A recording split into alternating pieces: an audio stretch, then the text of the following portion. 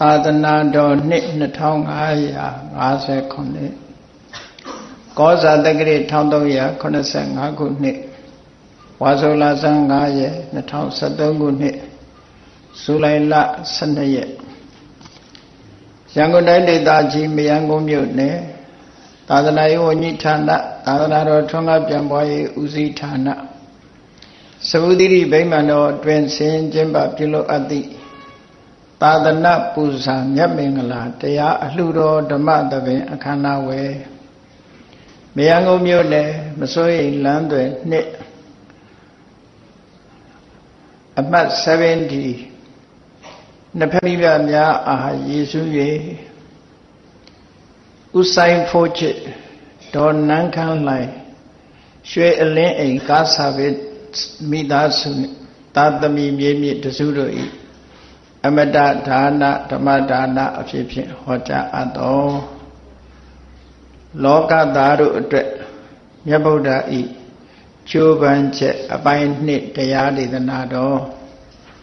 ဒီကနေ့ညဓမ္မသဘင်ခန္ဓာကိုရှေးဘုန်းတော်သခင်ရှင်တော်မြတ်ဖရာ၏မဟာကရုဏာဂုဏ်ကိုအာယုပြုကာတိကျဖွဲ့ဆိုအပ်သောဝန္ဒနာပနာမအာတိတဂါထာကိုရွတ်ဆိုပူဇော်ခြင်းဖြင့်စတင်ကြရအောင်ယောကပကောတိဟိပိယပမေယံကာလံကရွန်တောတိဒုက္ခရာနိ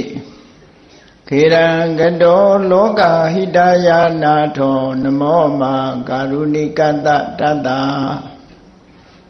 ယောနာထောဝိနိယမြာစွာတတဝါဤချမ်းသာစီးပွားလိုလားတောင်းတဂုံပေါင်းခါသဖြင့်နာထမြညာခြင်းရှင်တော်မြတ်ဖရာသည်ကပ္ပဂေါတိဟိပိဂရေကဘာရေတွက်တင်ခြားတို့ဖြင့်တော်လဲအဘေမေယံရေတွက်တိုင်းတာဖော်ပြခြင်းငါမစွမ်းနိုင်ပါသောကာလံလေးအတင်ချေသိမ့်နေကဘာရှိကြသောကာလပတ်လုံးလောကဟိတယတတလောကဤအကျိုးစီးပွားအလို့ငါအတိဒုက္ခရာနိဥ္စာအသက်ချေလက်အင်္ဂါမေတ္တာကြီးမာသမိတာနှင့်တထာဇနီဆွန်ញင်းကြီးဟုကျက်တိထဝယ်ငါးသွဲအစုအလုံးခဲရင်တော်မူတို့ကိုကရွန်တော်ဖျားဖြစ်ရန်ဤတန်ကြိုးကုတ်အာထုတော်မူရသည်ဖြစ်၍ခေရန်လက်ချေမျက်လုံးအသက်ဆုံးလျက်နှလုံးစိတ်ဝံကိုရောဤပင်မခြင်းတို့ကတောဘဝတဏ္ဏကျိန်ဖန်များစွာရောက်တော်မူခဲ့ရရှာလေပြီမဟာကရုဏီကတတတဝါများရင်ဝေသားကဲ့သို့တနာချစ်ခင်မကရုဏာရှင်ဖြစ်တော်မူသောတသနာတသဝေနယများစွာတတဝါဤချမ်းသာစီးပွားလိုလားတောင်းတဂုံပေါင်းခါသဖြင့်နာထမြညာထိုရှင်တော်မြတ်ဖရာအားနမောယုတိပြောင်းပြော့မှန်ကိုလျော်၍ကရောယုကျိုးရှိခိုးခြင်းသည်အထုဘဝတုစင်စစ်မသွေဖြစ်ပါစေတည်း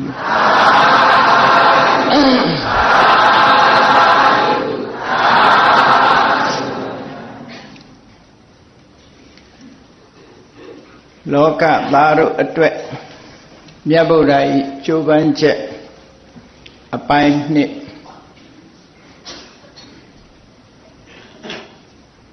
ပြည့်စုံတဲ့ချမ်းသာကြွယ်ဝတဲ့မင်းသားဘဝမှာ29နှစ်တိုင်တိုင်လောင်းတော်သိဒ္ဓထမင်းသားဟာစိစိမ်ဥစ္စာတွေနဲ့ချမ်းသာကြွယ်ဝတဲ့ပုဂ္ဂိုလ်တွေရဲ့အနေအထားတိုင်းချမ်းချမ်းသာသာဘဝခရီးကိုပျော်ပျော်ပါပါမိသားစုဘဝနဲ့ဖြတ်ကျော်လာခဲ့ရပေမဲ့လို့သူစိတ်ထဲမှာထူးခြားတဲ့ဥတည်ချက်ရည်ရွယ်ချက်တစ်ခုကဖြစ်ပေါ်နေတယ်သူစိတ်ဓာတ်တွေဟာလူလူနာလူသေးယဟန်ဆိုတဲ့မြင်ကွင်း၄မျိုးကို မြင်လိုက်ရတဲ့အချိန်ကစပြီးတော့တမန်ဘဝမှာကျင့်တဲ့ချင်းပျော်ရွှင်ခြင်းဆိုတာမဖြစ်လာတော့ဘူးခေါင်းထဲမှာဗာစဉ်းစားနေတုံးဆိုရင်ဗုဒ္ဓဘောဓိယဒီလိုဆင်းရဲဒုက္ခတွေကလွတ်တဲ့နိလန်းကိုငါသိအောင်လုပ်မယ်သိပြီးတဲ့အခါမှာအများတ attva တွေကိုလည်းပဲဒီလမ်းကြောင်းကိုသိအောင်ပြောပြမယ်ဗုဒ္ဓဘောဓိယငါကိုယ်တိုင်အမှန်တရားကိုသိပြီးတဲ့နောက်အများတ attva တွေသိဖို့အတွက်ငါကြိုးစားမယ်ဆိုတဲ့စိတ်ဟာဖြစ်ပေါ်ပြီးတော့နေတယ်မုတ်တော်မောစီယလောကရဲ့အနှောင်ဖွဲ့တွေကအမြဲတမ်းကြီးမားတယ်မိသားစုအနှောင်ဖွဲ့စီစိန်ဥစ္စာဆိုတဲ့အနှောင်ဖွဲ့ပတ်ဝန်းကျင်ဆိုတဲ့အနှောင်ဖွဲ့တွေကနှောင်ဖွဲ့မသိလောက်အောင်တိမ်မွေ့နူးညံ့ပြီးရုံမထွက်နိုင်ကြဘူးအဲ့ဒီရုံမထွက်နိုင်လောက်အောင်နှောင်ဖွဲ့မိနေတဲ့အနှောင်ဖွဲ့တွေကငါလွတ်အောင်ကြိုးစားမယ်ငါလွတ်တယ်လို့တရားတွေကိုလည်းလွတ်စေရမယ်လွတ်အောင်ကြိုးစားမယ်ဆိုတဲ့အတွေးတွေခေါင်းထဲမှာဝင်နေတယ်ပေါ့တိန်နောတာရယဒီဘက်ကန်းဟာပြဿနာတွေအမတန်မှကြီးမားဆင်းရဲဒုက္ခတွေနဲ့အမတန်မှများပြားတယ်မငြိမ်းချမ်းတဲ့တန်တရားဆိုတဲ့ဒီဘက်ကန်းကြီးကနေပြီးဟိုဘက်ကန်းကိုငါကူးနိုင်အောင်ကြိုးစားမယ်တရားတွေကိုလည်းငါနီးထပ်တူဟိုဘက်ကန်းရောက်အောင်ပို့ဆောင်မယ်ဆိုတဲ့ဒီရည်ရွယ်ချက်အတွေးတွေကသူ့စိတ်ကိုလွှမ်းမိုးထားတာဒါကြောင့်မို့29နှစ်တာကာလယခင်ကပျော်ပျော်ပါးပါးနေခဲ့တဲ့မိသားစုဘဝသူ့အတွက်မပြောနိုင်ဘူးတနေ့တာအချိန်ကုန်လို့ရှိရင်လည်းပဲဒီစိတ်တွေနဲ့ပဲအချိန်ကုန်သွားတော့နောက်ဆုံးမှာစိတ်ပြေလက်ပြောက်ရုပ်ပြင်ဘက်ကိုဥယျာဉ်နေရှုခင်းကောင်းတဲ့ဥယျာဉ်နေထဲမှာထွက်ပြီးတော့နေပေမဲ့လို့ဒီအတွေးကခေါင်းထဲမှာမပြောက်ဘူးအဲ့ဒီအချိန်မှာမြို့တော်ကသတင်းတစ်ခုရောက်လာတယ်ဘာလဲလို့ဆိုလို့ရှိရင်ရတောရရာမိဖုရားကသားတော်လေးတော်ဖွားမြင်လာပြီဆိုတဲ့အကြောင်းသတင်းလာပို့တယ်သတင်းလာပို့လိုက်တဲ့အခါမှာလွတ်ခနဲ့သူ့နှုတ်ကဘာပြောလိုက်တုံးဆိုယာဟုဇာတော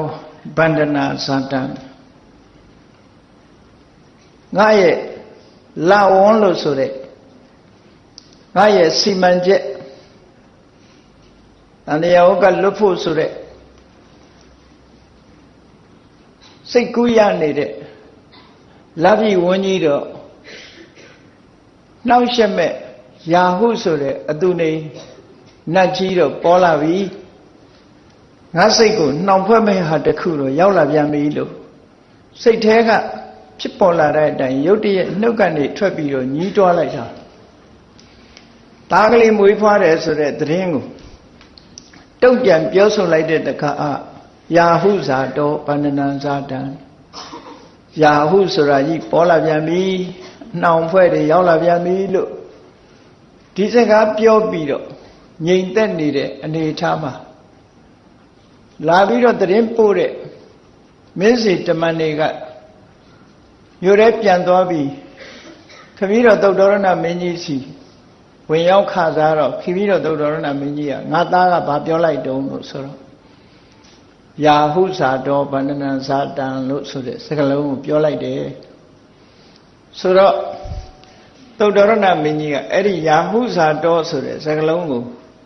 ယူပြီးတော့ငါမြေးတော်လေးကိုယာဟုလာလို့မှဲ့မယ်လို့ဆိုပြီးအမည်မှဲ့ပြီးသားဖြစ်သွားတယ်ပေါ့တကယ်ကတော့ညီးလိုက်တာပဲเนาะအဲ့ဒီစကားလုံးလေးကိုယူပြီးတော့အမည်နာမမှဲ့လိုက်တာအဲ့ဒီမှာစိတ်แท้ကပျော်ပိုင်းမှုမရှိဘူး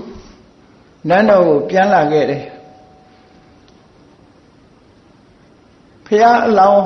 တိဋ္ဌထမင်းသားရဲ့မျက်နှာဟာအင်တမတီတီကြီးကြီးဖြစ်နေတော့ မင်းသားရဲ့မျက်နှာကိုကြည့်နေကြတယ်သူ့ရဲ့အချမ်းရံတွေကပျော်လို့ပျော်ညာဆိုပြီးတော့အတိအမုတ်အကခုံနေနဲ့ဘုရားလောင်းကိုဖြေပြောကြတယ်သူကောင်းတဲ့မှာတော့အမြဲတမ်းပဲငါအမှန်သိအောင်လုပ်မယ်သိပြီးရင်တရားတွေကိုလည်းသိအောင်လုပ်မယ်ဆိုတဲ့အတွေးတွေကလွှမ်းမိုးပြီးတော့နေတော့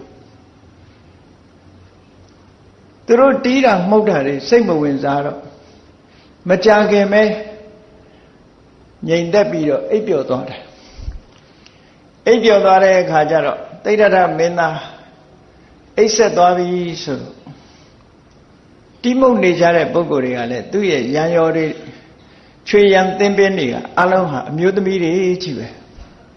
နော်ခုခေတ်မှာအမျိုးသမီးဆိုင်ဝိုင်းပေါ်တာမဟုတ်ဘူးအဲ့ဒီမှာအမျိုးသမီးတွေကြီးပဲအကုန်လုံးတီးကြမှုတ်ကြဆိုကြကတာအကုန်လုံးအမျိုးသမီးတွေကြီးပဲကဲတိဋ္ဌထမင်းသားကျိတ်ဆက်သွားပြီအလုံးတိတ်တိတ်ဆိတ်ဆိတ်နေကြတော့ဆိုပြီးတော့အကယ်၍များနိုးလာရင်ထပ်တီးဖို့ဆိုပြီးတော့ဒီအနေထားတိုင်းသူတို့လဲတီးမှုတ်နေတဲ့တူရိယာတွေကိုအသာလေးလက်နဲ့ဖက်ထားပြီးတော့လျှောင်းဆက်လိုက်ကြတယ်မကြခင်ပဲသူတို့လဲညောင်းညာတော့အိပ်ပျော်သွားကြလျှက်စစ်မိမရှိတော့အဲ့ဒီအချိန်မှာစီမီးပဲထွန်းထားတယ်ပေါ့နန္တာစီမှာမိစာတက်ပြီးတော့ထွန်းတဲ့စီမီးတညာလုံးပေါက်ထွန်းထားညာလုံးပေါက်ထွန်းထားမှုံပြအလုံးကိုမြင်နေရတယ်ပေါ့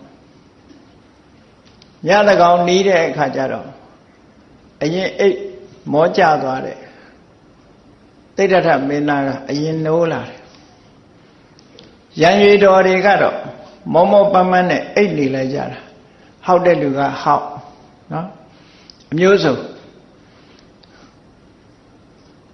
ပါဇက်ကြီးတွေဟပြီးသေရည်တွေကြနေတဲ့လူကချမြင်ကွင်းကအမျိုးမျိုးဖြစ်နေတော့ဖြတ်ခနဲ့နိုးလာတဲ့တိဋ္ဌထမင်းသားဟာရုတ်တရက်ထထိုင်မှုံပြမီးရောင်ထဲမှာ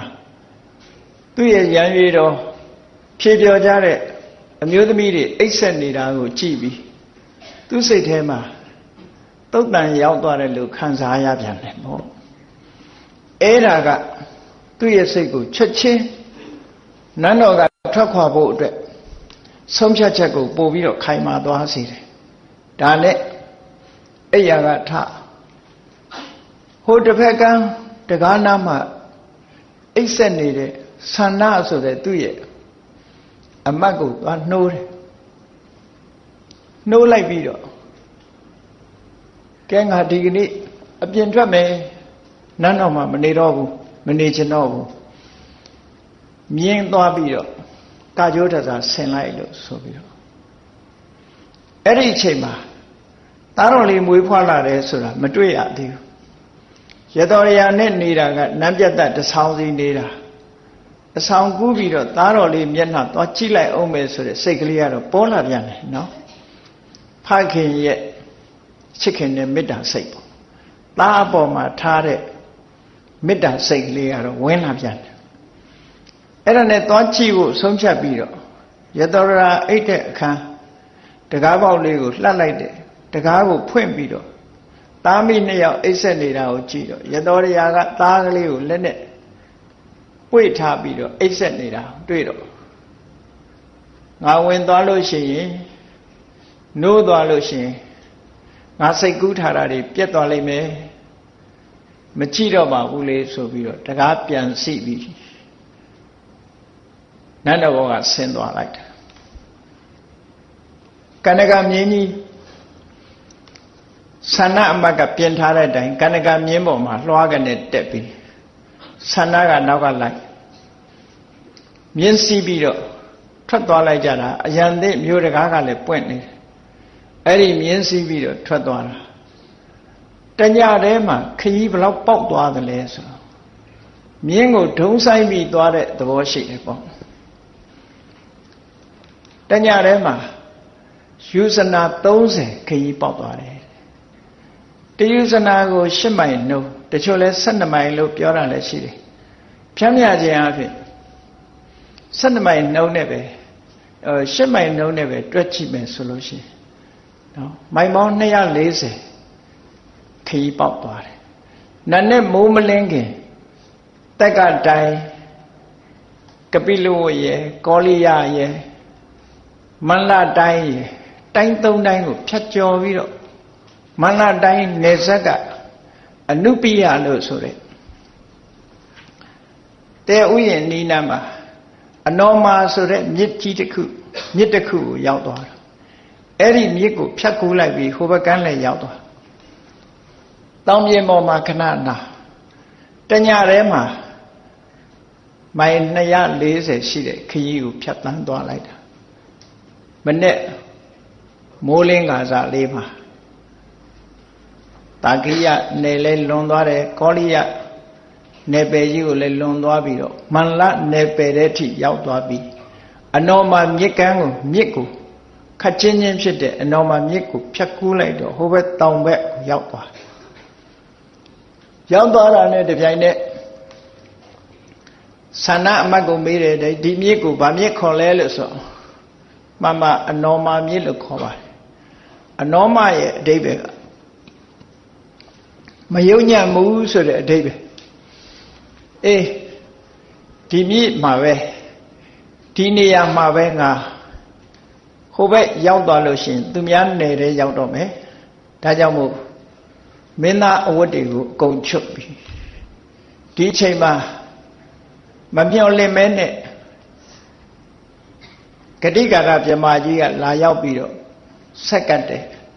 ပရိက္ခရာ8ပါးရောက်ရှိပြီးတော့လာတယ်အဲ့ဒီအချိန်မှာမင်းသားအဝတ်တွေကိုချွတ်အဲ့ပြမကြီးကတဲ့သူတော်စင်တွေဝတ်နေကြအဝတ်သင်္ကန်းမျိုးကိုဝတ်မိုးခင်ဘာလုပ်လဲလို့ဆိုရင်မင်းသားတွေထုံးထားတဲ့စတုံးကိုလက်ထက်ပါလာတဲ့တန်လျက်နဲ့စတုံးဆံပင်အရင်ကနေပြီးတော့စတုံးထုံးထားတဲ့အတိုင်းဆံပင်အရင်ကနေဖြတ်လိုက်တဲ့အခါကျတော့ထိုးစပင်ကပြန်ပြီးတော့ပြေကျမသွားပဲနဲ့ကော်နဲ့ကတ်ထားသလိုထုံးထားတဲ့အတိုင်းစပင်ကနေပြီးမို့မို့စုစုချွန်ချွန်ကလေးဖြစ်ပြီးတော့နေတယ်ဆန်တုံးအရင်ကနေပြီးတော့ဖြတ်လိုက်တာအဲ့ဒီချွန်လေးဟာလက်နှစ်သက်ပမာဏလောက်ရှိတယ်ပေါ့အဲ့ဒီလက်နှစ်သက်လောက်ပမာဏရှိတဲ့ဆံပင်ရဲ့ဖိတ်ဖိတ်တောက်နေတဲ့အ내ရောင်ကိုပါထည့်သွင်းပြီးတော့ဘုဗုဆရာတွေကမြတ်စွာဘုရားရဲ့ခေါင်းကဆံပင်ကိုတဏ္ဍာယူပြီးတော့ထုတဲ့အခါဘာဖြစ်နေတော့ဆိုစတုံးလေးလို့ဖြစ်နေတယ်အမှန်ကတော့စတုံးမဟုတ်ဘူးခုခေတ်လူတွေနော်ကော်နဲ့ကပ်ပြီးတော့အပေါ်ကလေးတွေအပေါ်မှာကပ်ပြီးဆပင်းထောင်းတယ်လို့ထောင်းထားတဘာဝထောင်းတာခုခေတ်ကတော့အဲ့ဒါဆေးနဲ့ထောင်းထားတယ်နော်တချို့တော်တော်မြင့်အောင်တောင်ထောင်းနေတယ်အခုဘုရားလောင်းကတော့တဘာဝကိုကဆပင်ကပြေးကြမသွားပဲနဲ့ထောင်းနေတယ်အဲ့ဒီလိုဖြတ်လိုက်တဲ့ဆပင်ဟာတစ်သက်လုံးပြန်ပြီးတော့ဒီတဲ့ရှည်တက်ပြီးတော့မလာဘူးလက်နှစ်သက်ပမာဏရှိတယ်သံမုတ်စိတ်တွေကလည်းထိုလက်နှစ်သက်နဲ့လိုက်လျောညီတဲ့ရေးရေးလောက်ပဲရှိတယ်မုတ်စိတ်ဖာယာနှခမ်းမွေးကာယာကြီးမပါဘူးနော်ရေးရေးလေးပဲဘုရားလောင်းတော့အဲ့ဒါလို့သံမုတ်စိတ်ကိုပယ်ပြီးတော့ကဘာဥကာလကြာဘူးတဲ့ကရပြီဇမာကြီးတွေတိမ့်ထားတဲ့သင်္ကန်းနဲ့ဝတ်စုံတွေကိုဝတ်ယုံပြီးတဲ့အခါမှာတပိတ်ကလေးကိုလွယ်မင်းသားဝတ်တွေကိုထုတ်ထဲထုတ်ပြီးတော့ဆန္ဒကိုပြန်ပြီးတော့အမိန့်ပေးတယ်ကဲမင်းဒီကနေပြီးပြန်တော့ဆိုတော့ဆန္ဒကသူလည်းဝတ်ကျုံငယ်ပြုရင်သင်္ကန်းဝတ်ပြီးလိုက်ပါမယ်လို့တောင်းဆိုသေးတယ်မင်းလိုက်လို့မဖြစ်ဘူးတဲ့အိမ်ကိုပြန်ပြီးတော့ပြောအောင်တဲ့တရင်ပြန်ပို့လိုက်တဲ့ဆိုပြီးတော့ဆန္ဒနဲ့စကားပြောနေတာကိုကြားရတဲ့ကန္နကမြင်းကြီးကလည်းဒီအတန်နေကြားတော့ငါတို့ခွဲရတော့မှာဆိုပြီးတော့ဝမ်းနဲ့ပတ်နဲ့ဖြစ်တဲ့တိရစ္ဆာန်ဆိုတာလဲဝမ်းနဲ့တတ်တယ်နော်တချို့ ခွေးတွေဆိုလို့ရှိရင်သခင်ကိုခင်လို့သခင်တည်သွားရင်အဲ့ဒီသခင်ညှုပ်နှံထားတဲ့မြေပုံကနေမခွာပဲနဲ့အသေးခံသွားတဲ့ခွေးတောင်ရှိသေးတာပဲလေကဘာမှာမှတ်တမ်းတင်ထားတဲ့ခွေးမျိုးခွေးတွေကလည်းအမတမခင်တတ်တယ်တိရစ္ဆာန်တွေကလည်းအမတမခင်တယ်မြင်းဆိုတဲ့တတ္တဝါတွေဟာလည်းပဲဒီတိုင်းပဲသူ့ရဲ့အရှင်သခင်ကိုအလွန်ခင်မင်တတ်တယ်ခင်မင်တတ်တဲ့အတွက်ကြောင့်မျက်ရည်တွေတွေ့ကြပြီးတော့နောက်ဆုံးမှာစိတ်မထိန်နိုင်တော့ကန္နကမြင်းကြီးဟာအဲ့နာပါပဲဘုံကနေလဲသွားတယ်တည်သွားတယ်ပေါ့အဲ့ဒါဘုန်းကြီးတို့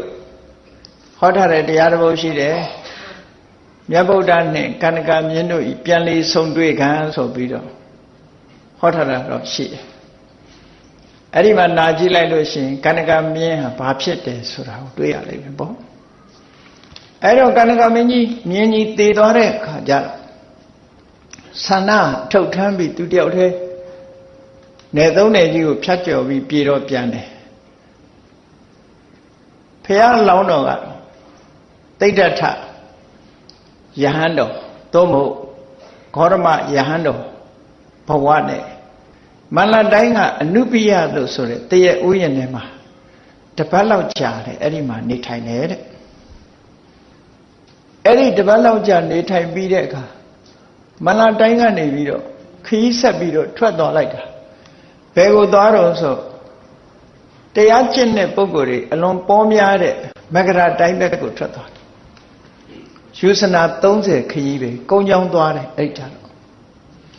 ယူဇနာ30ခရီးကို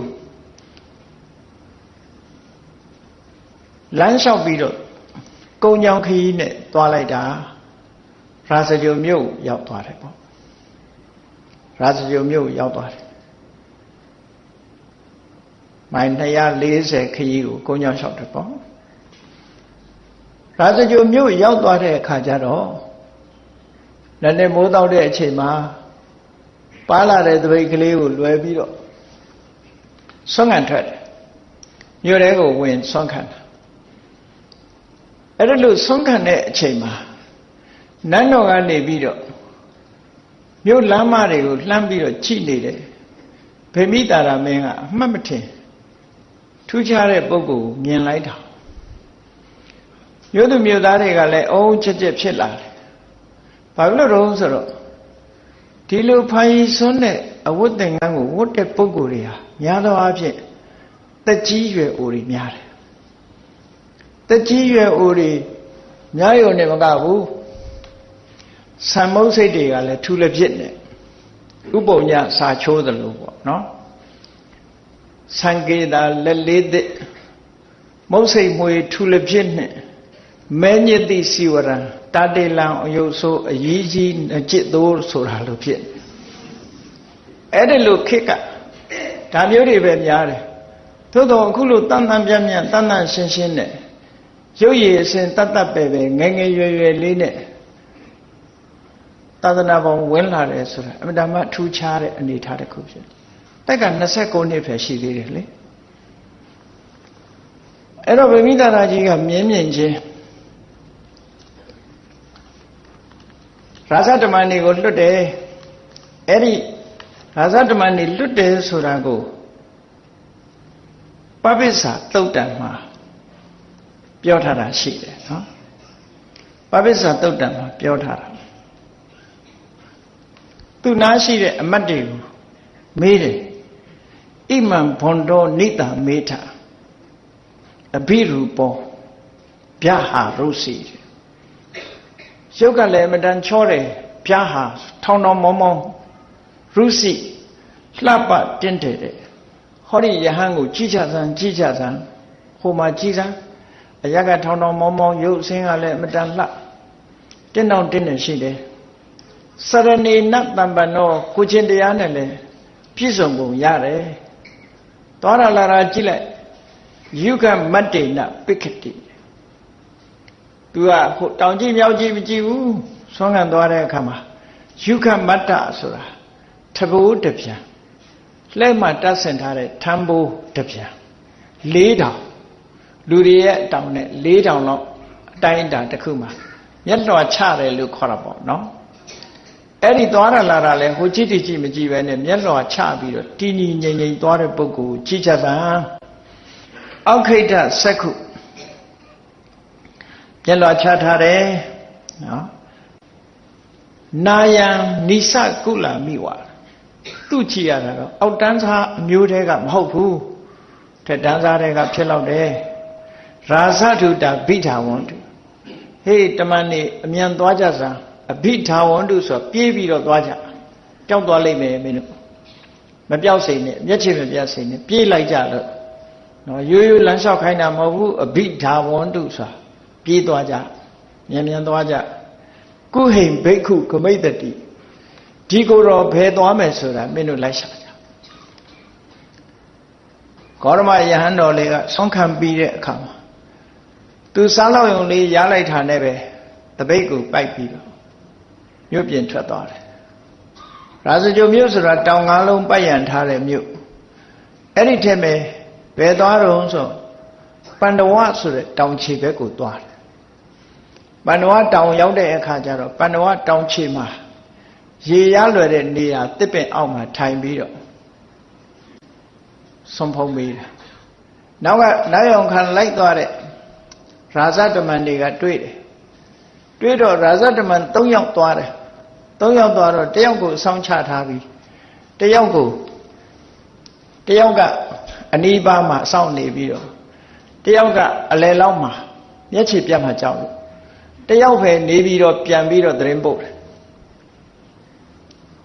ဗေမိသာရမင်းကြီးရှိသွားတဏှုတင်တဲ့အခါဗေမိသာရမင်းကြီးကချက်ချင်းပဲမြင်းစီးပြီးတော့လိုက်လာတယ်နော်အဲ့ဒီဟာကိုဒီပပ္ပစ္ဆာသုတ်တံမှာဖော်ပြထားတယ်မနေ့ကပြောတဲ့ထဲမှာပါတယ်ဗေမိသာရမင်းကြီးကရုပ်ရည်အစင်းအမတမလှပပြီးသူနဲ့တက်တူရွယ်သူမတိမ်မယိမ်း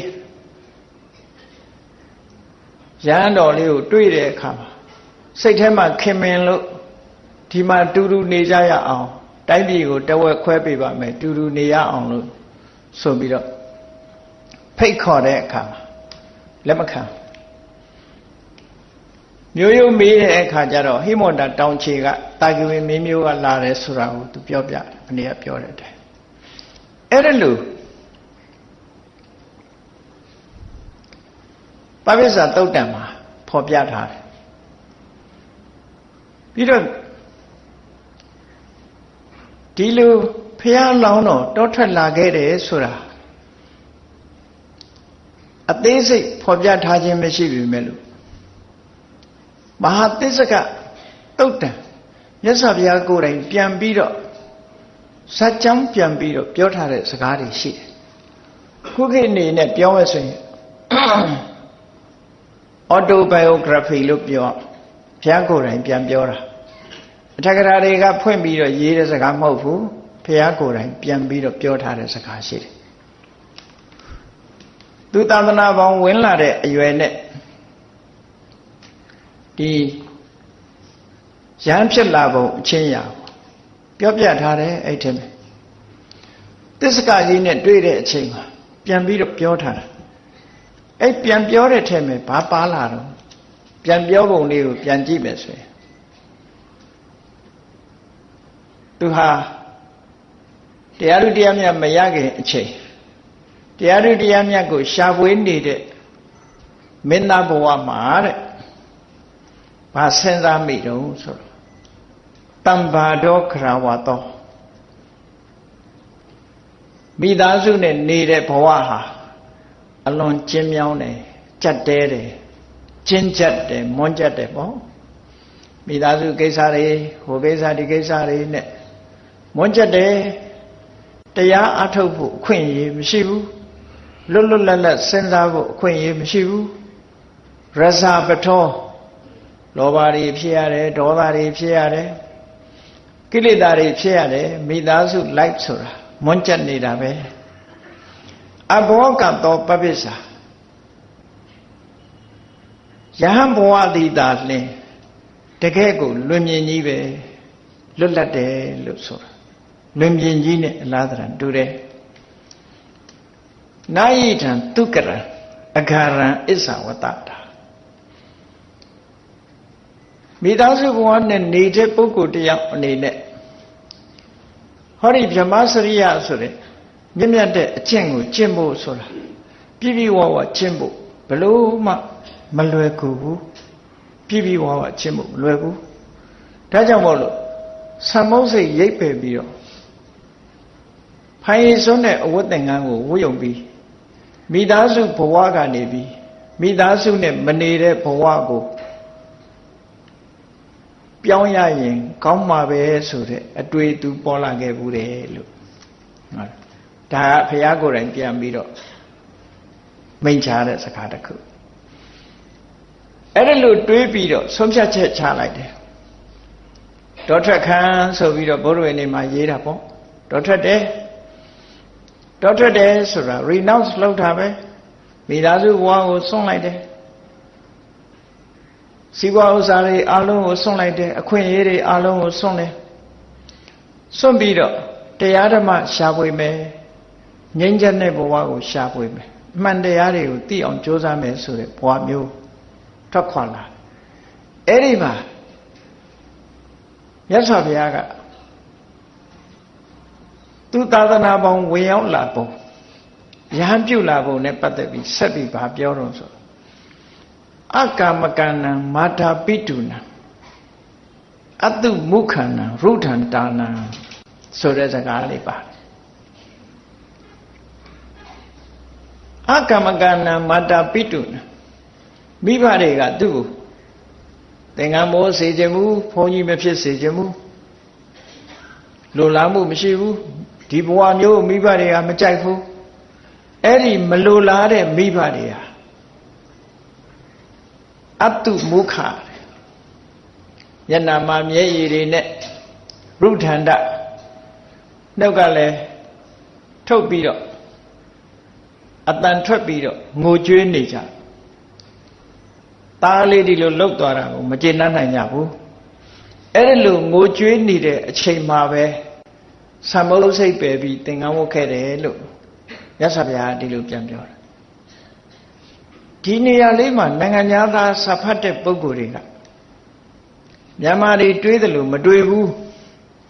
မြန်မာတွေကတော့ထက္ကရာဆရာတွေရှင်းလင်းချက်အတိုင်းဘုရားလောင်တော်ထက်တဲ့ဟာဒီညာကြီးတကောင်တိတ်တိတ်ထွက်လာတာဆိုတော့မိဘတွေငိုးနေတုန်းထွက်လာတာမဟုတ်ဘူးသူတို့ကမိဘတွေငိုးနေတုန်းထွက်တာမဟုတ်ဘူးညာကြီးထွက်တာလည်းမဟုတ်ဘူးမိဘတွေငိုးနေတုန်းအိမ်ကနေဇွတ်ထွက်လာတယ်လို့သူတို့ကဒီလိုယူဆတယ်ဒီစာပိုက်ကြည့်မယ်ဆိုရင်လည်းပဲအဲ့ဒီပုံစံမျိုးဖြစ်တယ်ပေါ့သို့တော်လည်းပဲဖြစ်နိုင်တာဘုရားလောင်ထွက်သွားတယ်ဆိုတာမနဲ့သိလိုက်တဲ့အချိန်မှာသူတို့မဖြစ်စေချင်တာဖြစ်လို့မိဘတွေဟာငိုးချမ်းရစ်တယ်လို့ဒီလိုတော့ပြောလို့မရဘူးလားဆိုရတယ်ညတကောင်ကပျောက်သွားတဲ့သားကလေးမနဲ့မိုးလင်းတဲ့အခါမိဘတွေဟာငိုကြွေးဒီနေရာမှာလဲမာတာပိတုနံဆိုတော့တစ်ဖက်ကကြည့်မယ်ဆိုရင်မေတော်ကြီးမရှိတော့ဘူးဖွားပြီးတော့9ရက်အရာမှာပဲမေတော်မာယာနိုင်ရဆန်သွားတယ်သို့တော်ဒီစာပိုက်မှာမိဘနှစ်ပါးငိုကြွေးနေထုံးသင်္ကန်းဝတ်ခဲ့တယ်ဆိုလို့စကားအရာပြောမယ်ဆိုရင်မေတော်ကြီးရှိနေသေးတယ်လို့တချို့ကတွေးကောင်းတွေးပြီးလိုက်ပဲသို့တော်လည်းမိတွေးတော်ခေါ်မိဟာမေတော်အရာမှာဖြစ်လို့စကားပြောစဉ်အတိုင်းမလိုလားတဲ့မိဘတွေမျက်ရည်နဲ့မျက်ခွက်ဖြစ်နေတဲ့အချိန်မှာသာသနာပေါင်းဝင်လာတယ်ဆိုလိုတာကမိဘတွေကသင်္ကန်းမိုးစီခြင်းလို့အချိန်ချင်းတားခဲ့တယ်အချိန်ချင်းတားတယ်လေချိန်ချင်းတားတဲ့ဂျားတဲ့ကပဲတိတ်တဆိတ်နန်းတော်ကထွက်သွားတာကိုအဲ့ဒါကြောင့်မလို့ဒီစကားမျိုးကိုဒီလိုပြောတာအတ္တယူရမှာကမိဘတွေကအချိန်ချင်းတားပြီးမလိုလားတဲ့သာသနာပေါင်းဝင်ရောက်ပြီးဘုန်းကြီးဝတ်သွားတာမလိုလားတဲ့အချိန်မှာပဲသာသနာပေါင်းဝင်ပြီးတော့ရဟန်းခံခဲ့တယ်လို့ရဟန်းဖြစ်ခဲ့တယ်လို့ဒီလိုအဓိပ္ပာယ်ယူရမှာပဲအဲ့လိုအဓိပ္ပာယ်ယူမယ်ဆိုလို့ရှိရင်တော့ မှန်ကန်တဲ့အဓိပ္ပာယ်ကိုရနိုင်ပါတယ်ကောင်းပြီအဲ့ဒါလို့ယဟန်ဖြစ်လာပြီးတဲ့နောက်မှာဘာလုပ်လဲဆိုပပ္ပစိတောတမနောယဟန်ဖြစ်လာပြီးတဲ့နောက်မှာကိဉ္ကုတလခဝေတိအပြစ်ကင်းတဲ့ကုသိုလ်တရားဆိုတာဘယ်ဟာလဲဆိုတာလေ့လာငါတဏ္ဍာမှာဖြစ်လာမယ်ဆိုလို့ရှိရင်အပြစ်ကင်းတဲ့ကုသိုလ်တရားတွေဟာဘာတွေလဲလို့ဆိုတာရှာဖွေဖို့အနုတ္တရံတန်တိဝရပဒံပရိယေတမာနော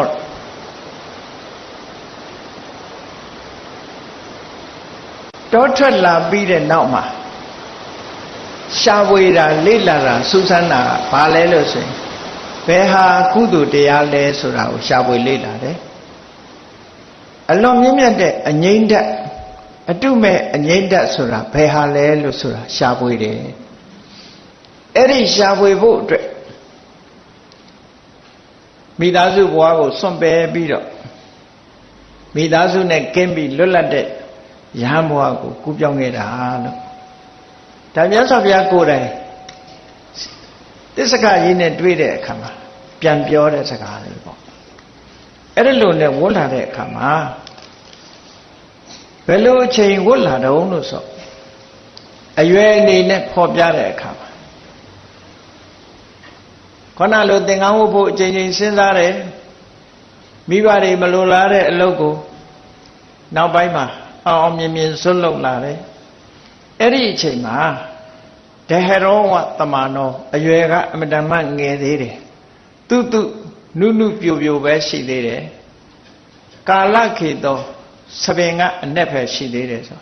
ခုခေတ်လူတွေတော့အယောင်ဆိုးပြလိုက်တာမနဲ့တော့နော်ကာလခေတော내မှောင်တဲ့သပင်ရှိနေတဲ့အချိန်ဗတ္ထရေနရွပနေနအရွယ်ကောင်းတဲ့အချိန်လေးမှာ29နှစ်ပဲရှိသေးတာဟုတ်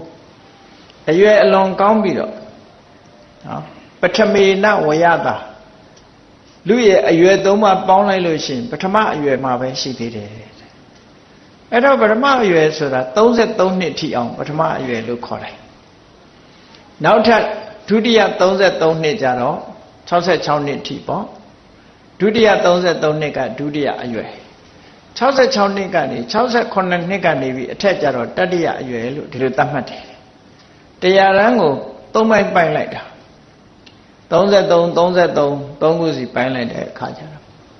လားတရားပြည့်ဖို့တစ်ခုပဲလိုတာကိုအဲ့ဒါလို့လူတွေရဲ့အရွယ်3မျိုးကိုပိုင်းထားတဲ့ထဲမှာဖះလောင်တောထွက်ပြီးတော့ယဟန်ပြုခဲ့တာပထမအရွယ်ပဲရှိသေးတယ်ဆိုတာမြတ်စွာဘုရားကိုယ်တိုင်သူ့ဘဝဇာကြောင်းကိုပြန်ပြောတဲ့ထဲမှာဒါပါတယ်ပေါ့ပထမေနဝယတာပထမအရွယ်မှာပဲမိဘတွေကမလိုလားတဲ့အလုပ်တစ်ခုကိုသူဟာလှုပ်လာခဲ့တယ်လို့သူပြောတာအဲ့ဒါလို့လှုပ်ပြီးတဲ့အခါယဟန်ဘဝလည်းရောက်ရောကုသိုလ်ဆိုတာဘာလဲအပြစ်ကင်းတဲ့တရားဆိုတာဘာလဲအမြတ်ဆုံးငြိမ်းချမ်းမှုဆိုတာဘာလဲဆိုတာဒီနှစ်ခုကိုစူးစမ်းလေ့လာအဲ့တော့ရာဇဂုပြေရောက်တဲ့အခါမှာရာဇဂုပြေမှာတရားကျင့်နေတဲ့ပုဂ္ဂိုလ်တွေတော်တော်များတယ်မကရာတိုင်းမှာဒါကြောင့်ရာဇဂုပြေလဲရောက်ရောအဲ့ဒီအချိန်မှာနာမည်ကြီးနေတာဘယ်သူတုံးလို့ဆိုတော့အာလာရကာလမတို့ဥရကရမဗုဒ္ဓတို့နာမည်ကြီးတယ်ဒါကြောင့်မို့ဘုရားလောင်အရှင်ဂေါရမယဟန်တော်လေးဟာအာလာရကာလမဆိုတဲ့ဆရာကြီးစီသွားတယ်ရောက်သွားတဲ့အခါကျတော့ခွင့်တောင်းတယ်ဆရာကြီးရဲ့အကျင့်တရားမှာသူ့ရဲ့သာသနာမှာဝင်ရောက်ပြီးတော့လေ့လာခွင့်ကျင့်သုံးခွင့်ပေးပါလို့ဆိုတော့ဟောလောလကူနဲ့ခွင့်ပေးတယ်ခွင့်ပေးပြီးတော့ပထမသင်ယူရတယ်သူ့ရဲ့ယူဝါဒတွေယူဝါဒသင်ယူလိုက်တာ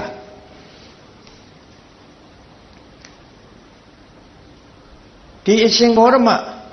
ဖះလောင်းတော်ဟာညာအမတမထက်တာဖြစ်လို့ခဏအတွင်းပဲသူသင်ကြားပို့ချချက်တွေအကုန်လုံး နှုတ်တက်ဆောင်နိုင်သွားတယ်ပေါ့အကုန်လုံးရသွားတယ်ရသွားတော့သူနဲ့ဓာတ်တို့သင်ယူနေကြတဲ့အာလာရကာလမရဲ့တပည့်တွေအားလုံးဟာစာပေကိုအလွတ်ရွတ်နိုင်ုံလေးနဲ့ပဲတတ်ပြီးဆိုတဲ့အနေအထားမျိုး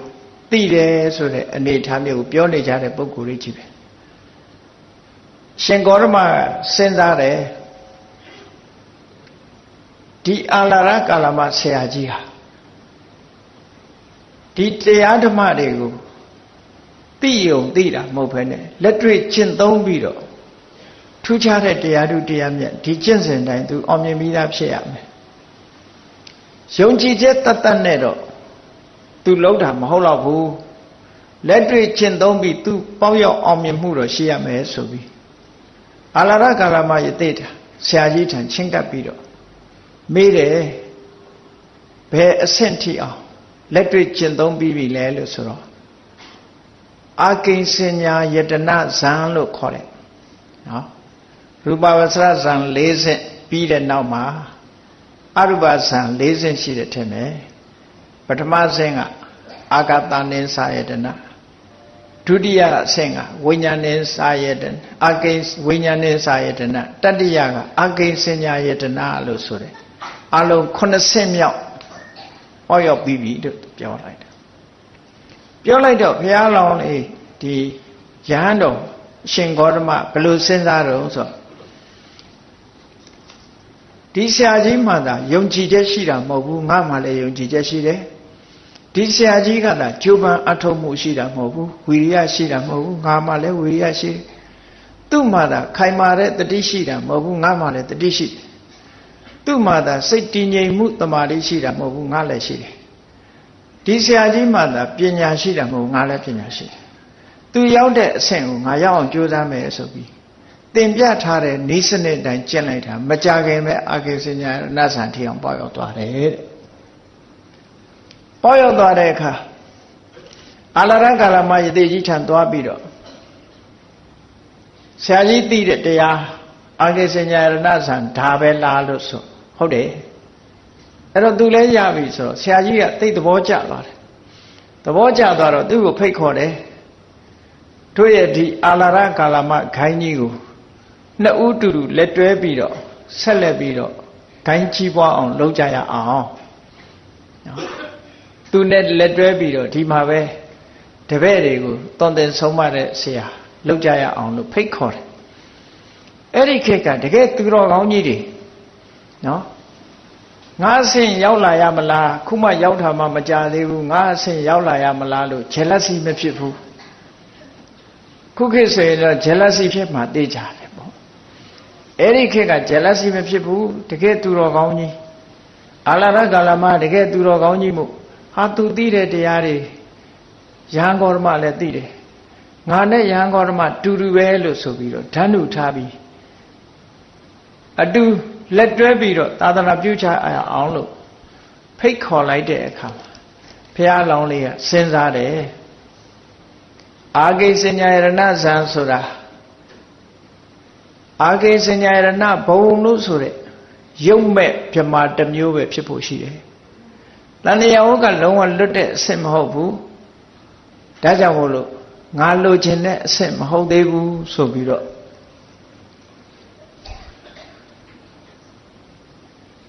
အဲ့ဒီမှာစာပေကမြတ်စွာဘုရားသုံးတဲ့စကားလုံးကဘယ်လိုသုံးလို့ဆိုအဲ့ဒီအာကိဉ္စညာရဏဇံတန်ဓမ္မအနလင်္ကရိတဝါတတ္တမဓမ္မာနိဗ္ဗိစပက္ကမေဆိုလိုတာကအာကိဉ္စညာရဏဇံဆိုတဲ့တရားကိုအနလင်္ကရိတဝါတာမန်ကြည့်မယ်ဆိုရင်တစားမစင်မဲလို့ဒီလိုအဓိပ္ပာယ်မျိုးယူရမလို့ဖြစ်တယ်သို့တော်လည်းပဲအနလင်္ကရိတဝါဆိုတဲ့စကားကိုအထက်ကရာဆရာဖွင့်တဲ့အခါကျတော့ဘယ်လိုဖွင့်တော့ဆိုအနုအလံကရိတဝါအချိန်ချင်းအထက်ထစိတ်ထဲကနေဟာဒါအလကားပဲအလကားပဲဒီအဆင့်ဟာအလကားပဲအလံဆိုတဲ့စကားလုံးကသူကညင်းပယ်တဲ့စကားလုံးအင်္ဂလိပ်လို့ဆိုရင် no ပေါ့နော်ဒီအဆင့်ဟာအလကားအဆင့်ပဲ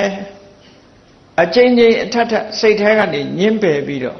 အဲ့ဒီတရားကိုလက်လွတ်ပလိုက်တယ်ဒီတဲ့အဆင့်မျက်နှာရှာအောင်မယ်ပေါ့ဆိုပြီးတော့အလာရကလမယေတိကြီးရဲ့ဖိတ်ခေါ်မှုလက်မခံမဲနဲ့နောက်ဥဒကရမဗုဒ္ဓအတိုင်းဝိုင်းသူ့ရဲ့ခိုင်းအုပ်စုဘက်ကိုဆက်လက်ထွက်ပြီးတော့သွားတယ်ဥဒကရမဗုဒ္ဓ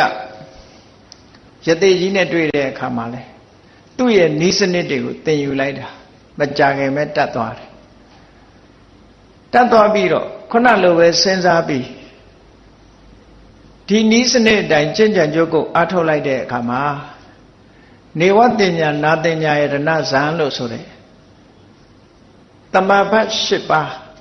လမ်းဆုံးထိတ်ဆုံးထိအောင်ရောက်သွားတယ်အဲ့ဒီထိတ်ဆုံးထိအောင်ရောက်တယ်ဆိုတာရာမဆိုတဲ့ဆရာကြီးတူပဲရောက်ဖို့တယ်ဥဒကတောင်မှမရောက်ဘူးသေးဘူးတဲ့အဲ့ဒီမှာသူ့ကိုသင်ပေးတဲ့ဥဒကဆရာကြီးကတောင်အဲ့ဒီကိုမရောက်သေးဘူးသူ့ရဲ့ဆရာရာမဆိုတဲ့ဆရာကြီးကသာနေဝတ္တညာနာတညာရဏဇံအထိလက်တွေ့ပေါက်ရောက်တာဖះလောင်းကမကြခင်မဲ့အထုတ်လိုက်တဲ့အခါနေဝတ္တညာနာတညာရဏဇံဆိုတဲ့အဆင့်အမြင့်ဆုံးကိုရောက်သွားတဲ့အခါဥဒကရမဗုဒ္ဓထံချင်းကပ်ပြီးတော့ပြောတယ်ပြောတဲ့အခါကျတော့အံ့ဩသွားတယ်သူ့ဆရာကြီးရောက်တဲ့အဆင့်ကိုရောက်နေတာဆိုတော့သူလည်းဂျယ်လတ်စီမဖြစ်ဘူးတော်လိုက်တာဆိုပြီးတော့ဒီကိုင်းကြီးမှာဖះအလောင်းကိုဆရာတင်နေသူဟာနော်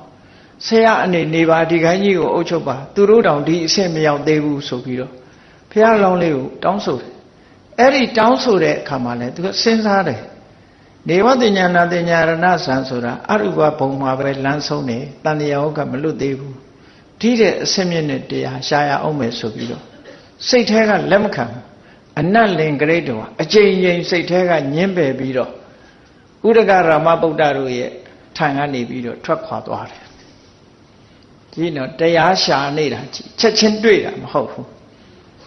မကရတိုင်းရာဇဂိုပတ်ဝန်းကျင်မှာဆရာကောင်းနာမည်ကြီးတဲ့ဆရာတွေစီချင်းခတ်ပြီးတော့တရားရှာပထမဆုံးအာလာရကာလမနဲ့တွေ့ဆုံပြီးတော့ပထမသင်ယူတယ်technique ကိုသင်ယူတယ်သင်ယူပြီးတော့လက်တွေ့ကျင့်သုံးတယ်ပေါက်ရောက်အောင်မြင်တယ်အဲ့ဒါနဲ့မကျေနပ်တော့ဥဒကတို့ခိုင်းကိုပြောင်းသွားတယ်ပြောင်းသွားပြီးတော့ဥဒကဆရာကြီးစီကသင်တယ်လက်တွေ့ကျင့်သုံးတယ်အောင်မြင်ပေါက်ရောက်မှုရသွားတယ်ဒါကိုလည်းစိတ်ထဲမှာမကျေနပ်ဘူးဒီတဲ့ထူးခြားတဲ့တရားရှိရအောင်မယ်ဒီလောက်တော့မဟုတ်သေးဘူးလို့ဆိုပြီးတော့ထွက်ခွာသွားတယ်အဲ့ဒီကနေထွက်ခွာသွားတော့ဘယ်ရောက်သွားတော့လို့ဆိုတော့ဥရဝေလာတောင်ဘက်ကိုရောက်သွားတာနော်အဲ့ဒါကိုလည်းမြတ်စွာဘုရားကပြန်ပြီးတော့ဒီတစ္ဆကပြပိုက်ကြီးနဲ့တွေ့တဲ့အခါမှာသူကိုယ်တိုင်တရားကျင့်ခဲ့တဲ့နေရာအကြောင်းကိုပြောပြထားတာရှိတယ်မဂရေတုအနုပုပ္ပေနစာရိကံစရမနောမဂရတိုင်းထဲမှာဥဒကရမဗုဒ္ဓရဲ့ကျောင်းကနေပြီးထွက်ခွာပြီးတော့လာတဲ့အခါစင်တိုင်းရှစ်ဆက်သွားလိုက်တော့ဘာတွေ့တော့ဆိုယေနဥရဝေလာတေနာနိဂမောတထဝတရိဥရဝေလာတောသေနာဆိုတဲ့ဏိဂုံးရွာဘက်ကိုရောက်သွားတယ်အဲ့ဒီကိုရောက်သွားတယ်လို့ဆိုလို့သေနာဏိဂုံးရွာဆိုတာနုကနာဇွမ်းကတ်တဲ့သူဇာတာတို့ရဲ့ရွာကိုရောက်သွားတာကိုပြောတာနော်ဥရဝေလာတော်သေနာဏိဂုံးရွာဘက်ကိုရောက်သွားတယ်ရောက်သွားလိုက်တဲ့အခါကျတော့အလုံးဗုဒ္ဓဂယာရောက်တဲ့ပုဂ္ဂိုလ်တွေတော့ရှိမှာပေါ့ခဏခေတ်မြင်ကွင်းနဲ့လွန်ခဲ့တဲ့နှစ်ပေါင်း2500မြင်ကွင်းကတော့ပြောင်းသွားပြီပေါ့ခြေနေတွေအများကြီးပြောင်းနေပြီပေါ့အဲ့ဒီမှာဥရဝေလာတောနာမှာကြည့်တော့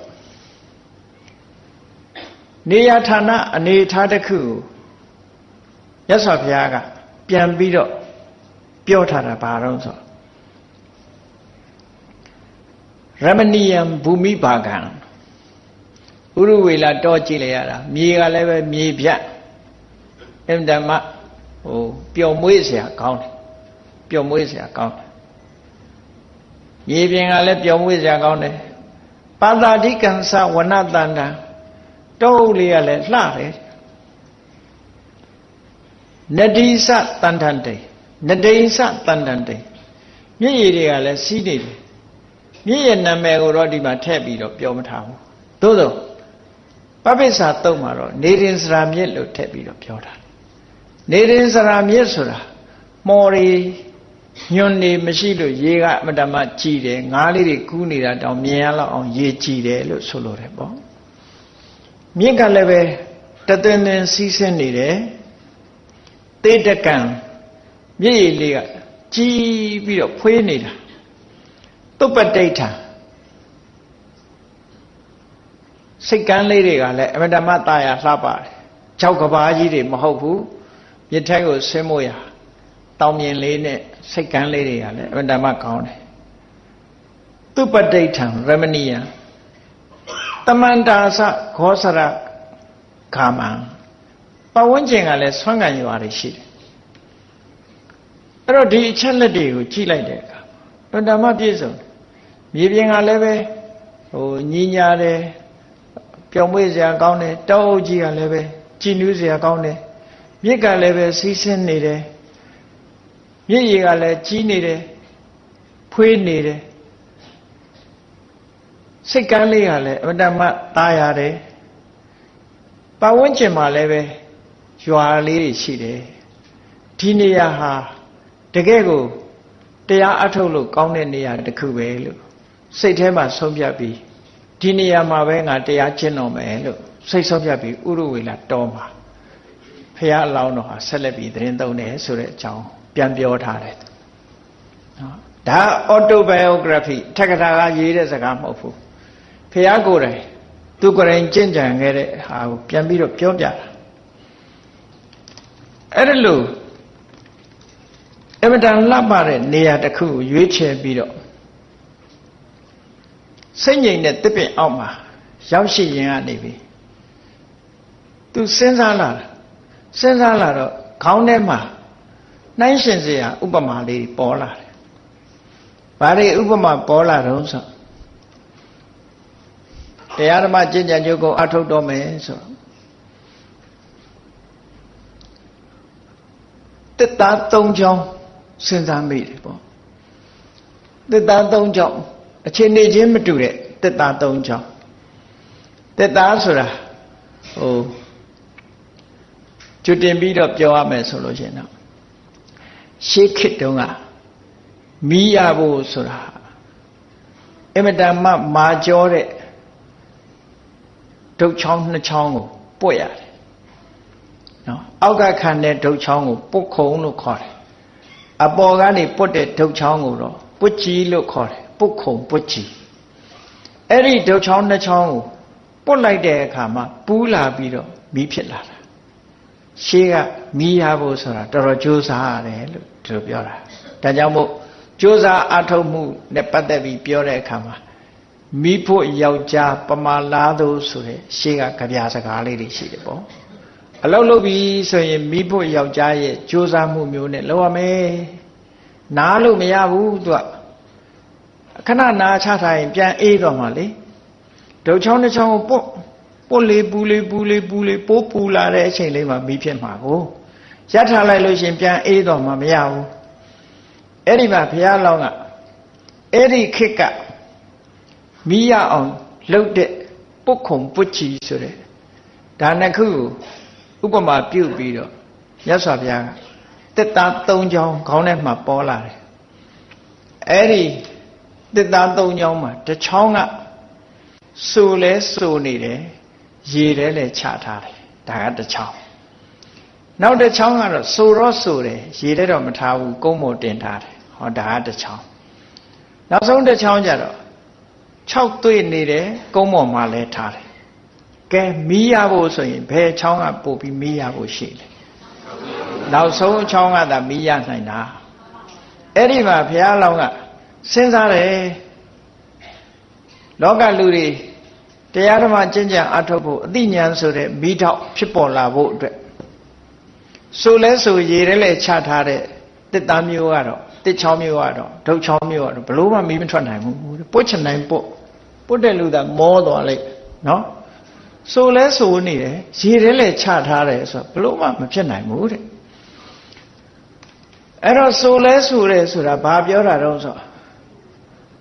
ကာယစိတ်ဓာတ်ကိုယ်အနေထားကလည်းကာမဂုဏ်အာယုန်တွေထဲမှာနေတယ်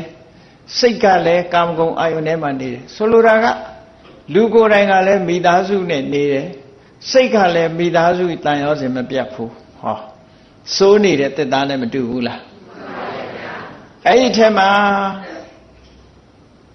သူ့တဏ္ဍာမှာကာမိသန္တာလို့ဆိုတဲ့ကာမဂုဏ်အာယုန်ခံစားခြင်းတဲ့စိတ်တွေကာမဂုဏ်အာယုန်နဲ့ပတ်သက်ပြီးတော့ပူလောင်တဲ့စိတ်တွေနော်ဆာလောင်နေတဲ့စိတ်တွေကလည်းပဲဖယ်ရှားမထားသေးဘူးဆိုရေထဲချထားတာနဲ့တူနေတယ်ဆိုလဲဆိုတယ်ရေထဲလည်းချထားတယ်ကိုယ့်ဘဝကိုစဉ်းစားကြည့်ဘယ်လိုတစ်တုံးမျိုးလဲဘယ်လိုတစ်ချောင်းမျိုးလဲဆိုလို့ရှိရင်မိသားစုဘဝမှာလည်းလူကိုယ်တိုင်ကလည်းမိသားစုဘဝမှာနေတယ်စိတ်ကလည်းမိသားစုကိစ္စတွေနဲ့ပဲအချိန်ကုန်နေတယ်စိုးနေတယ်နော်မိသားစုဘဝထဲမှာနေတယ်စိုးလဲဆိုတယ်ရေထဲလည်းချထား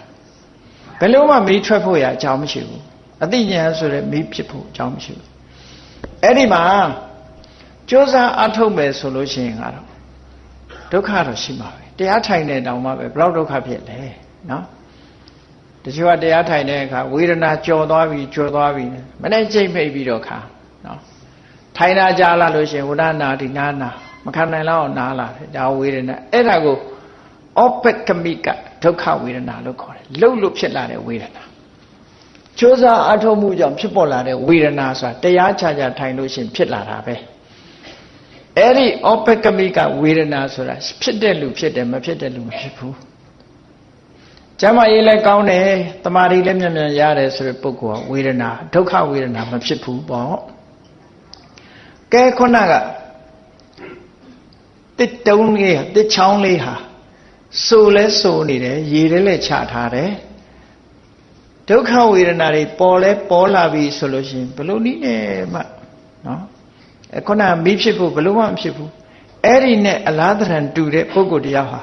မိသားစုဘဝမှာလည်းနေတယ်စိတ်ကလည်းမိသားစုနဲ့တန်ရောစဉ်နေဖြစ်တယ်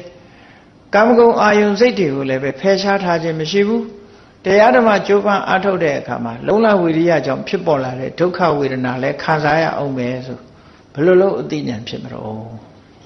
မဖြစ်နိုင်ဘူးတဲ့အဲ့ဒီဒုက္ခကိုကြော်ဖို့အမတန်မှခက်တယ်လို့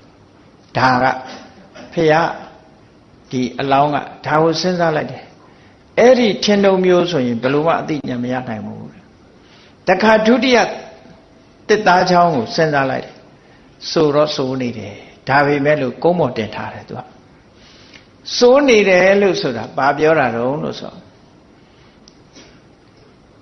ကုန်းပေါ်တင်ထားတယ်ဆိုတာဘာပြောတော့ဆိုမိသားစုဘဝမှာတော့မနေဘူးဒါပေမဲ့လို့စိတ်ကကာမဂုဏ်အာယုစိတ်တွေမဖယ်နိုင်သေးဘူးမဖယ်နိုင်သေးတော့စိုးတော့စိုးတယ်ရေထဲတော့ချမထားဘူးအဲ့ဒီပုဂ္ဂိုလ်ဟာလည်းပဲကြိုးစားအထုတ်လို့ဖြစ်ပေါ်လာတဲ့ဒုက္ခဝေဒနာတွေရှိခြင်းရှိမစေမရှိခြင်းမရှိပါစေသူလည်း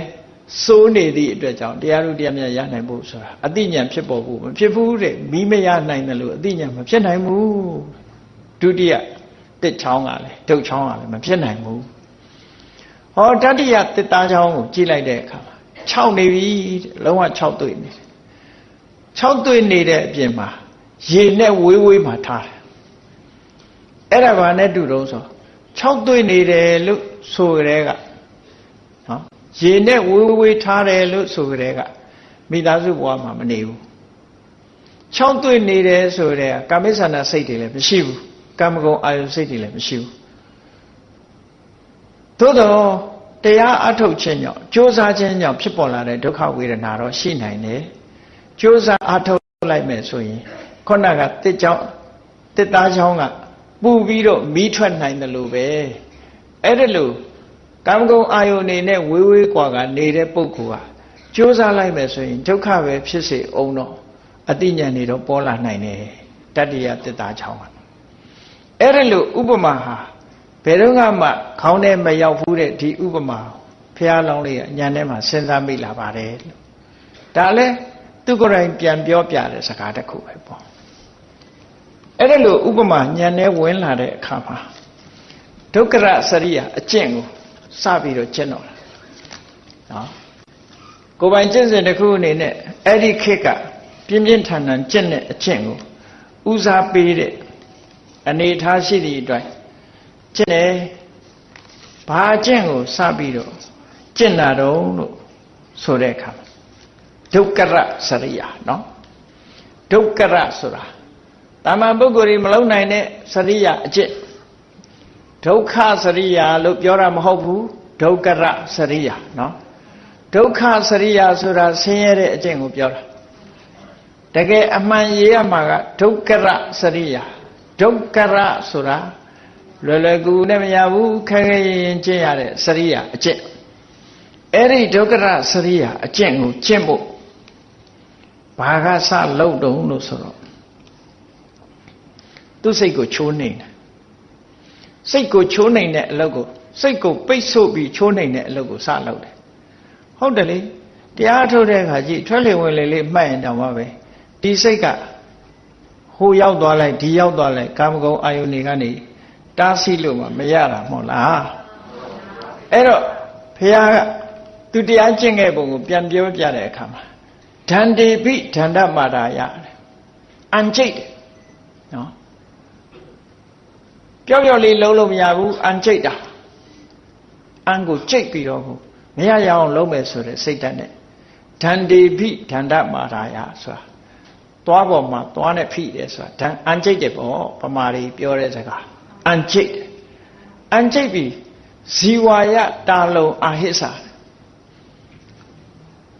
ရှာနဲ့လေအာကောင်ကိုထောက်ထားတယ်မဲတင်းတဲ့သဘောပေါ့နော်အဲ့ဒါလို့လုတ်ပြီးတော့စိတ်ကိုတအားဖိနှိပ်ချုပ်ချယ်လိုက်တဲ့အခါဒီအကျင့်ကိုပထမဆုံးစကျင့်တယ်စိတ်ကိုတခြားမရောက်အောင်ဖိနှိပ်ပြီးတော့ဆုတ်ပိတ်ချုပ်ချယ်လိုက်တဲ့အခါဘာဖြစ်လာတော့ဆိုခြိုင်းကြားတွေကချွေးတွေပြက်ပြက်ကြလာတယ်တအားကြိုးစားလိုက်တော့ချွေးတွေပြန်လာတယ်ဟုတ်ပြီတကယ်လုပ်ပြီဆိုရင်ချွေးပြန်လာပဲလေချွေးပြန်လာတယ်အဲ့တော့ချွေးပြန်လာတဲ့အခါမှာအဲ့ဒီဒုက္ခဝေဒနာကိုလည်းဒုက္ခဝေဒနာကြောင့်စိတ်ပြက်သွားတာမရှိဘူးတဲ့ဆက်လုပ်ဖို့ပဲစိတ်ထဲမှာအာသန်တယ်ဟော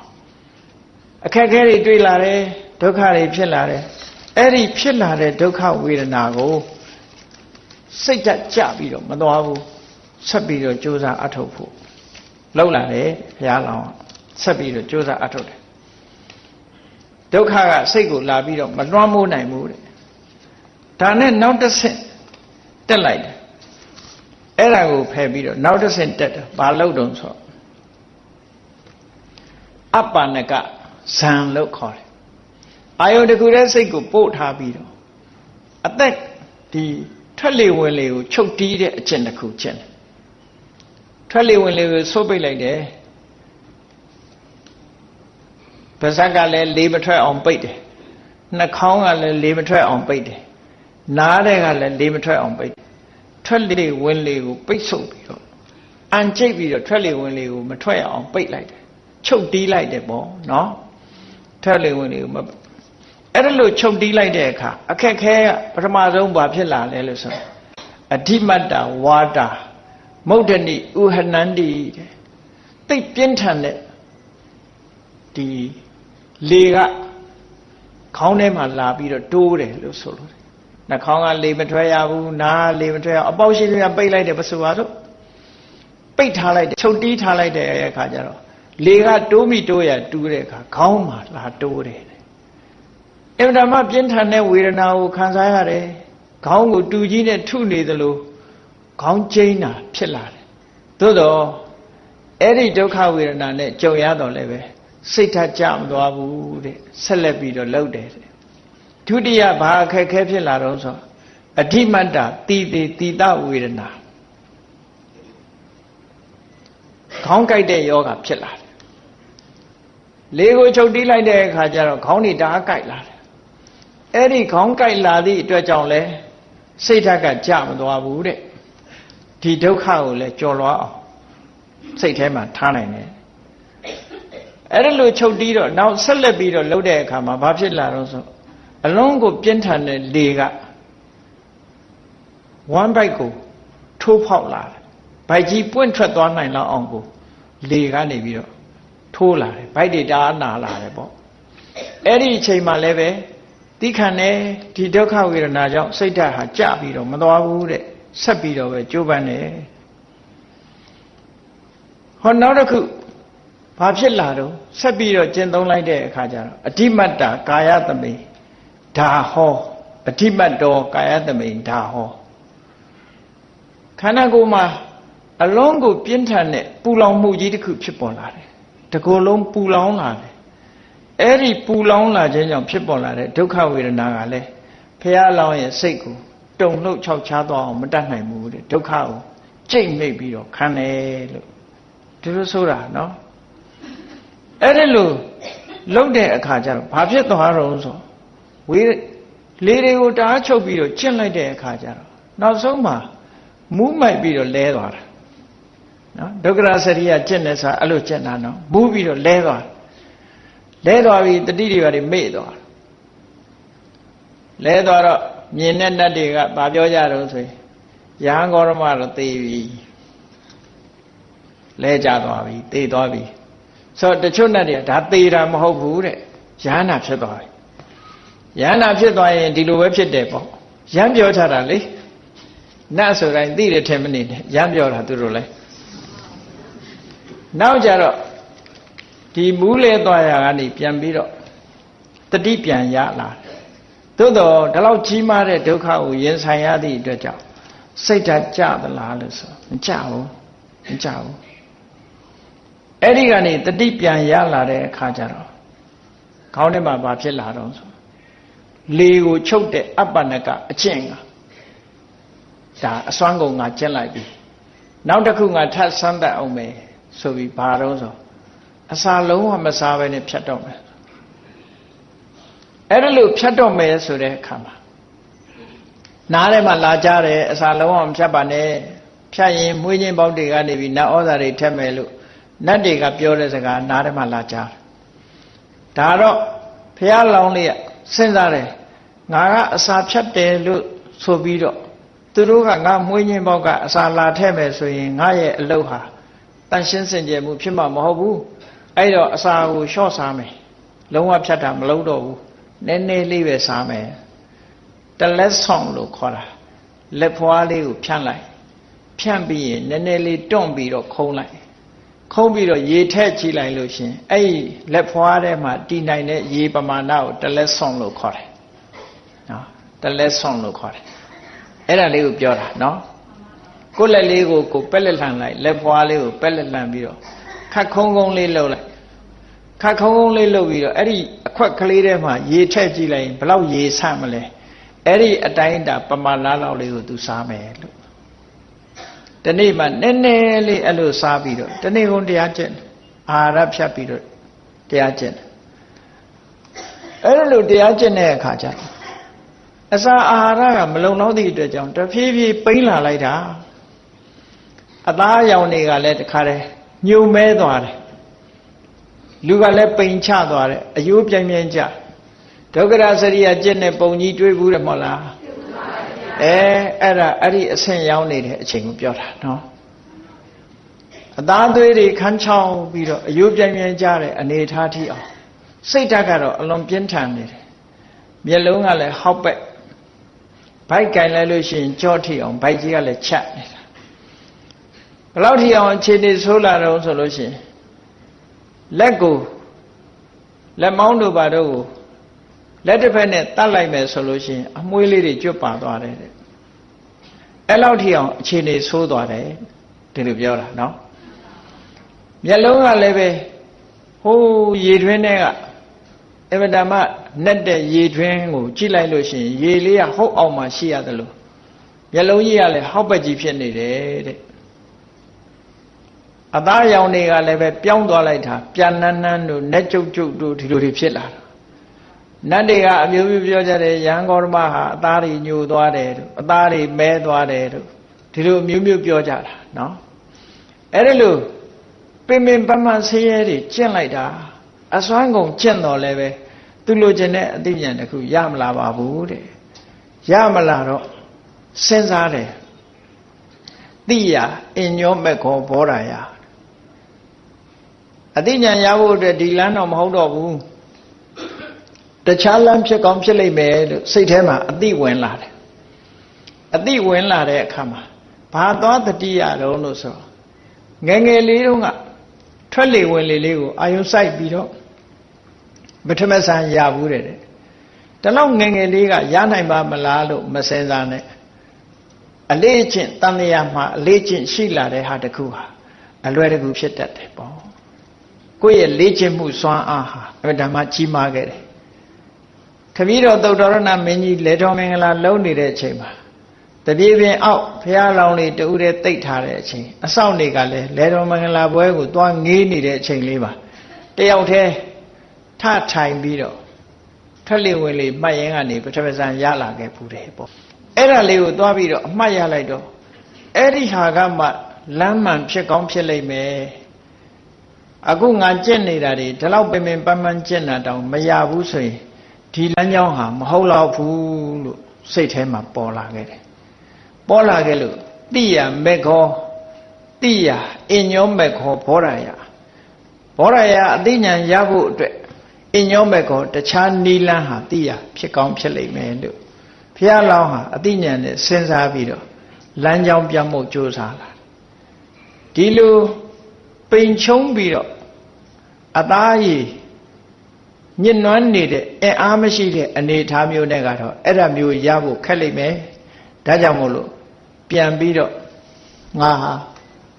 အစာစားအောင်မှပဲအစာစားပြီးအားရှိအောင်လုပ်ပြီးတော့မှတရားဆက်ပြီးတော့ကျင့်မယ်လို့သူစိတ်ကူးနဲ့အစာပြန်စားတဲ့အချိန်မှာ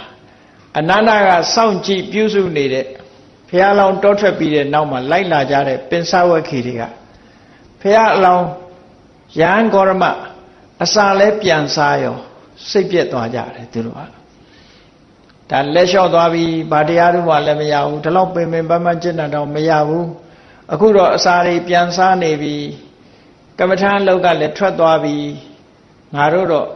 မျောလင်းချက်တွေဝေးကုန်ပြီဆိုပြီးတော့ဒီမှာမနေကြတော့ဘူးတဲ့ဣတိပတ္တနာတော်ဘက်ကိုပြောင်းသွားကြတယ်ဒါလည်းမြတ်စွာဘုရားကိုယ်တိုင်ပြန်ပြီးတော့မင်းရှိတဲ့စကားတစ်ခုပဲအဲ့လိုသစ္စကသုတ်တံမှာအော်တိုဘိုင်ယိုဂရာဖီအနေနဲ့တရားဘယ်လိုကျင့်ခဲ့တယ်ဆိုတာကိုဘုရားဟာပြန်ပြီးတော့မင်းရှိတယ်အေးဒါကြောင့်မို့တရားချက်ခင်သူတော်စင်ပြိဿပေါင်းတို့ဘုရားမြတ်စွာအများကောင်းကျိုးအတွက်လောကသားတို့အတွက်ဖရာဖြစ်သူမရောက်ခင်ကလည်းဘလောက်ပင်ပင်ပန်းပန်းကြိုးပမ်းအားထုတ်ခဲ့တယ်ဘလောက်လုပ်ခဲ့ရတယ်ဆိုတာဟာဒီဇာလန်းဒီမှတ်တမ်းတွေကိုကြည့်မယ်ဆိုရင်သိတာပါတယ်ဒါကြောင့်မို့လို့တရားအထုတ်တဲ့အခါမှာအခက်အခဲတွေတွေ့လဲစိတ်မလျှော့ကြနဲ့မြတ်စွာဘုရားကိုယ်တိုင်တောင်မှပဲပင်ပင်ပန်းပန်းဒီလောက်အားထုတ်ရတယ်လို့ဆိုတာဒီကြိုးပမ်းအားထုတ်မှုလုံးလဝီရိယဆိုတာအင်တမအရေးကြီးတယ်အခုခေတ်တော့အတွေးလေးကချောလာတယ်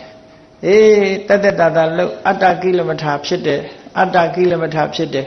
ပင်ပင်ပန်းပန်းမလုံနဲ့စိန်လေးနဲ့အားထုတ်ခိုင်းလို့မရဘူးနော်အေးအဲ့ဒါလို့ကြိုးစားအားထုတ်မှရနိုင်တယ်လုံးလဝီရိယဆိုတာအယိုးကြည်ကြည်အေးခန်းခန်းကြိုးပမ်းအားထုတ်ရမယ်လမ်းစဉ်မှန်ဖို့ပဲအရေးကြီးတယ်ဆိုတာကိုမှတ်သားနိုင်ယူကြပြီလောကသားတို့အတွက်မြတ်ဗုဒ္ဓရဲ့ကြိုးပမ်းချက်အတ္တမခက်ခဲလာတယ်ဆိုတာသိရှိကြည်ညိုကြပြီဘုရားမြတ်စွာရဲ့ဂုဏ်တွေကိုအာယုံပြုကာမိမိတို့ရဲ့လုံလဝီရိယတွေတိုးတက်လာအောင်ကြိုးစားအားထုတ်နိုင်ကြပါစေကုန်သတည်း